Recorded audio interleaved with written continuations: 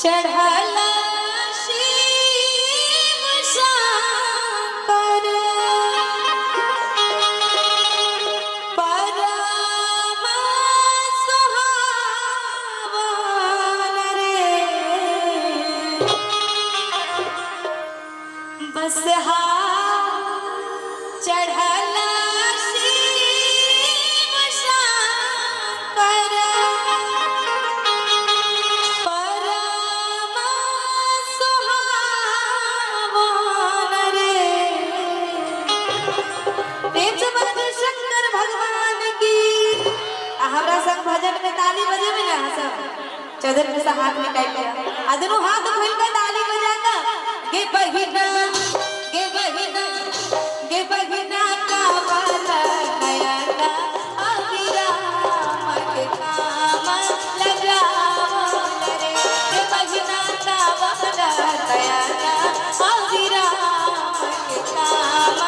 लगाओ रे बस हाथ चढ़ला शिव शंकर परम सुहावन रे बस हाथ चढ़ला शिव शंकर परम सुहावन रे के बहिना के बहिना का वाला नयना अभिराम के काम लजाओ रे के बहिना का वाला नयना अभिराम के काम लजाओ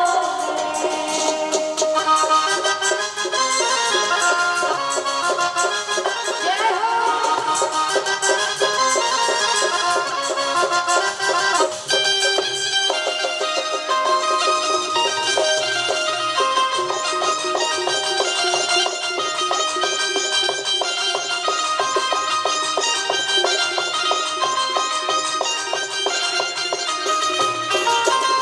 चम चम चमा शस्त्र भाल चम चम चमा शस्त्र भाल मधुर मन भावन रे